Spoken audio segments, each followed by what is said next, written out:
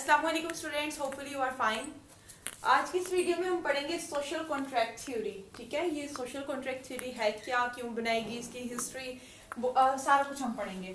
सबसे पहले इसका इंट्रोडक्शन देखेंगे, नेक्स्ट फिर इसका मीनिंग, फिर डेफिनेशन, फिर इसके मेन एक्सपोनेंट्स जो हैं, फिर इसकी हिस्ट्री देखेंगे, फिर इसकी इंपॉर्टेंस देखेंगे यानी अहमियत, नेक्स्ट फिर इसके एक्सपोजिशन देखेंगे, ठीक है, कब बनी, कैसे आई, इसके कैरेक्टरिस्टिक्स देखेंगे, फिर इसके points of view, different jurist, ठीक है, कि डिफरेंट ज्यूरिस्ट जो हैं उनके पॉइंट ऑफ व्यू से ये थ्योरी कैसी है, क्या इसमें बेहतरी लाने के लिए क्या क्या करना चाहिए, क्या ये वैलिड है या नहीं, ये सारा कुछ देखेंगे।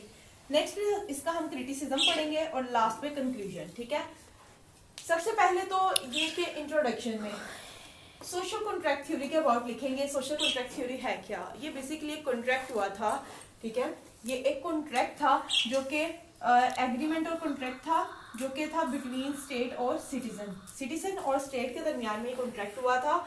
मतलब सिटीजन्स जो थे, जैसा कि पहले अनसिविलाइज सोसाइटी में सब लोग रहते थे, तो वहाँ पर अफरा तफरी थी, बहुत से झगड़े वगैरह हुआ करते थे, अनजस्ट था, इंसाफ नहीं था वहाँ पर, और जो वहाँ के जो लोग थे, अमीर लोग थे, वो गरीबों पर, निचले तबकात पर जो है जुल्म वगैरह किया करते थे। तो फिर सारे सिटीजन ने सोचा, सारे लोगों ने सोचा कि क्यों ना एक ऐसे बंदे से एक कॉन्ट्रैक्ट किया जाए, उसको पावर दी जाए कि फिर उसका कहना माना जाए।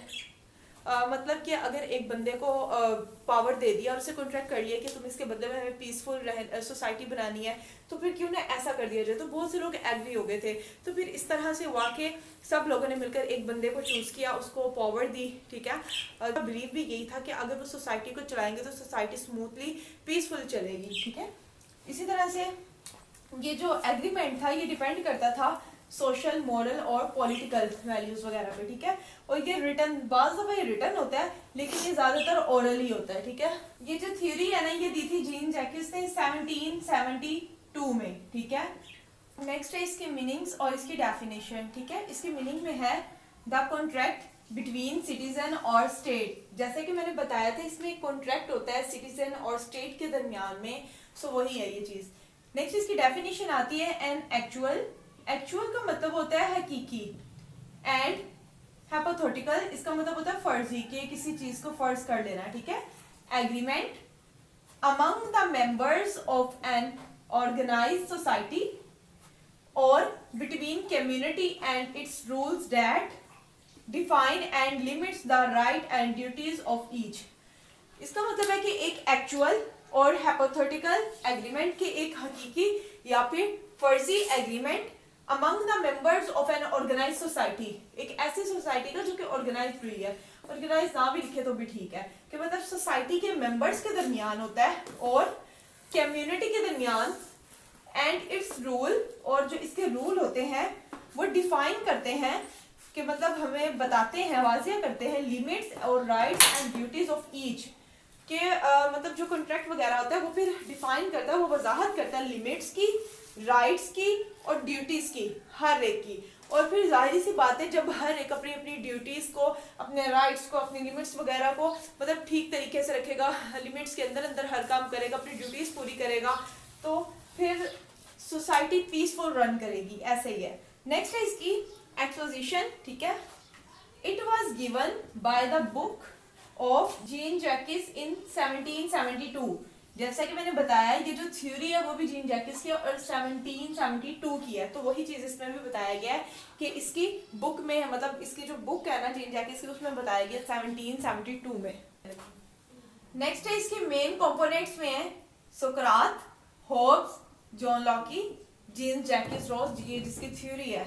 नेक्स्ट है ग्रोटियस। ठीक है, ये इसके मेन एक्सपोनेंट्स हैं जो कि इस थ्योरी में एग्री थे इनके साथ, इनके मेन एक्सपोनेंट्स भी हो गए। नेक्स्ट है इसकी हिस्ट्री। ठीक है, इसकी हिस्ट्री में आप बताएंगे कि जब ये अनसिविलाइज सोसाइटी थी, कि मतलब कुछ भी नहीं था, ना कोर्ट थे ना लॉज वगैरह थे, अनसिविलाइज सोसाइटी में जब रहते थे सब, तब वहाँ पर अनजस्ट होता था, इंसाफ नहीं था मिलता, अनइक्वालिटी थी, सबको एक जैसा नहीं था समझा जाता, ये सारी चीज़ें थी। और जो होते हैं अमीर लोग वो गरीबों के ऊपर गालिब आ जाते थे, उन पर जुल्म से तम करते थे, ये सारी चीज़ें थी जब पुराने ज़माने में। ठीक है, तब ये थ्योरी की, मतलब तब से ये इसकी हिस्ट्री है। उसके बाद इसका जो थ्योरी का कॉन्सेप्ट जो आया वो आया था, कि जिसमें एक पावर सारी एक बंदे को दे दी जाती थी और कॉन्ट्रैक्ट किया जाता था उससे कि ना उसने सोसाइटी में पीस रखना है, ठीक है, सुकून रखना है, पीसफुली इसको स्मूथली इसको चलाना है, इसको रन करना है। उसको बेसिकली एक ना उसका मतलब हेड माना जाता था और उसकी हर बात को माना जाता था, और ये बिलीव किया जाता था कि अगर ये लोग उसकी बात वगैरह मानेंगे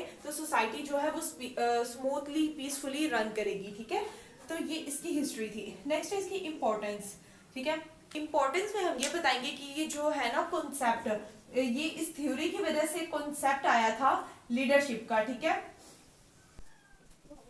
एक लीडर होगा और वो सबको लीड करेगा, पूरी अपनी सोसाइटी को स्मूथली रन करेगा। और इसकी इंपॉर्टेंस में भी आता है कि आफ्टर दिस एग्रीमेंट जो लोग हैं वो सारी अपनी रिस्पॉन्सिबिलिटीज वगैरह को पूरा करते हैं और सोसाइटी जो वो स्मूथली रन करती है, और ये सारी चीजें वगैरह आती हैं इसमें, ठीक है, इसके इम्पोर्टेंस में। नेक्स्ट इसके हम देखते हैं कैरेक्टरिस्टिक्स। नेक्स्ट है इसकी कैरेक्टरिस्टिक्स। ये कैरेक्टरिस्टिक्स कुछ पॉइंट्स हैं। फ्री एंड इंडिपेंडेंट इंडिविजुअल, के जो इंडिविजुअल है वो फ्री है और इंडिपेंडेंट है, कि मतलब आज़ाद है। पीस है और सिक्योरिटी है, कि मतलब सोसाइटी में अमन और सुकून है, और सिक्योरिटी है कि मतलब सबकी हिफाजत वगैरह भी की जाती है। इसकी प्रोटेक्शन ऑफ राइट, के मतलब ये इंडिविजुअल के राइट की प्रोटेक्शन करता है, ठीक है। Rights and liberties of citizen, citizen की जो जिम्मेदारियां जो राइट्स है उन सब के अबाउट बताता है, और ओबे करता है पेनल सिस्टम को ऑफ गवर्नमेंट। गवर्नमेंट के जो पेनल सिस्टम है, पेनल कहते हैं सजा को, सजा का जो सिस्टम है उसको ओबे करता है। ओबे का मतलब होता है ताबेदारी करता है, मतलब उसको मानता है। नेक्स्ट है obey the politics of the government, government की जो पॉलिटिक्स है उसको भी ओबे करता है ये, और ये गवर्नमेंट को भी ओबे करता है, ओबे द गवर्नमेंट। और ये इक्वालिटी रखता है, क्या मतलब all are equal under the law, सब लोग इक्वल है रूल ऑफ लॉ के अकॉर्डिंग। इक्वालिटी में किसी को ये नहीं है कि कोई अगर अमीर है या गरीब है तो अमीर है तो उसको छोड़ दिया जाएगा, नहीं, अगर उसने जुर्म कमिट किया है तो उसको सजा दी जाएगी। नेक्स्ट है मेंटेन ऑर्डर, ये ऑर्डर मेंटेन रखता है, कीप रखता है सोसाइटी में, सोसाइटी को स्मूथली रन करता है। ये सारा कुछ इसमें इसकी कैरेक्टरिस्टिक्स में आता है। कैरेक्टरिस्टिक्स भी हो गए। नेक्स्ट है इसका point of view of different jurist, ठीक है। पहले सबसे सुकरात का पॉइंट ऑफ व्यू इस थ्योरी के अकॉर्डिंग क्या है, ठीक है। सुकरात कहते हैं कि इसमें फ्रीडम, ठीक है, एक फ्रीडम भी होती है और फॉलो किया जाता है रूल्स को, ठीक है, follow the rules, and then good citizen, ठीक है, गुड होते हैं सिटीजन, कि वो कोई बैड एक्ट नहीं करते, कि सब लोगों को फ्रीडम दी जाती है, freedom of speech, freedom of life, freedom from torture, मतलब हर चीज़ की आज़ादी, हर एक बोल सकता है अपने राइट के लिए। नेक्स्ट इसमें रूल ऑफ लॉ भी आ जाता है कि फॉलो करते हैं सब रूल्स को और सारे इक्वल है अंडर द लॉ। तो नेक्स्ट इसका आता है गुड सिटीजन, कि जो सिटीजन है वो फिर गुड है, सारे मतलब अच्छे हैं क्योंकि वो बैड एक्ट नहीं करते। नेक्स्ट है व्यू ऑफ जॉन लॉक, ठीक है। जॉन लॉक जो है ना, जॉन लॉक कहते हैं कि वो इस थ्योरी को एग्री करते हैं, ठीक है, लेकिन इनका कहना है कि हमें ना और कॉन्ट्रैक्ट वगैरह बनाने चाहिए ताकि जो ये जो थ्योरी है ना ये स्ट्रॉन्ग हो जाए, ठीक है। ये कहते हैं कि और एग्रीमेंट्स की जरूरत है। नेक्स्ट थॉमस हॉब्स, ये बताते हैं कि ये जो थ्योरी है इसमें एक पर्सन को एक सर्टेन टाइम के लिए इलेक्ट किया जाता है, मतलब एक पर्सन को पावर दे दी जाती है जो कि सिटीजन की तरफ से इलेक्शन होता है और एक बंदे को चुना जाता है इसमें, ये बताते हैं। नेक्स्ट है अकॉर्डिंग टू कांट, कांट बताता है कि ये जो थ्योरी है ना ये एग्जिस्ट तो कर रही है सोसाइटी में, लेकिन इसको इम्प्लीमेंटेशन की जरूरत है, थ्रू मीनिंग के साथ इसको इम्प्लीमेंट करने की जरूरत है। ये भी कहते हैं कि जब एक इंसान को सारी पावर दे दी जाएगी तो हो भी सकता है कि वो इंसान राइट्स को मिस यूज करे, सब्जेक्ट मतलब लोगों को राइट्स ना दे, तो इसका ये कहना है। नेक्स्ट अब इसका हम क्रिटिसिज्म पढ़ते हैं। नेक्स्ट है क्रिटिसिज्म, ठीक है। इसका क्रिटिसिज्म जो कि ऑस्टन ने और मेन ने किया था, वैसे तो इसमें काफ़ी क्रिटिसिज्म है कि there is no place of religion, divine law ETC, and कि इसमें रिलीजन वगैरह नहीं होता, इंटरनेशनल लॉ की कोई प्लेस नहीं है यहाँ पर, लेजिस्लेटिव बॉडी नहीं है यहाँ पर, ये मतलब काफ़ी चीज़ें इसमें क्रिटिसिज्म हुई थी। लेकिन ना ये जो दो पर्सन है ये मेन है जिन्होंने क्रिटिसिज्म किया था। ऑस्टन ने कहा था कि ये जो कॉन्ट्रैक्ट है ना ये ना फेक भी हो सकता है, ठीक है, ये प्रूव हो सकता है कि ये फेक है, क्योंकि जैसा कि मैंने आप लोगों को बताया कि ये ना ओरल होता है, ठीक है, रिटन भी होता है लेकिन ज़्यादातर ये ओरल होता है, ठीक है। तो ये कहता है ऑस्टन कहते हैं कि यहाँ पर कोई एविडेंस नहीं है जो कि ये बताए कि ये जो है एग्रीमेंट हुआ है, कॉन्ट्रैक्ट हुआ है बिटवीन पार्टीज, क्योंकि ज़्यादातर ये ओरल जो होता है, ठीक है। सो ये कहते हैं कि फेक भी हो सकता है। नेक्स्ट है मेन, ठीक है, ये कहता है कि ना ये नैचुरल हो सकता है इसमें, ठीक है।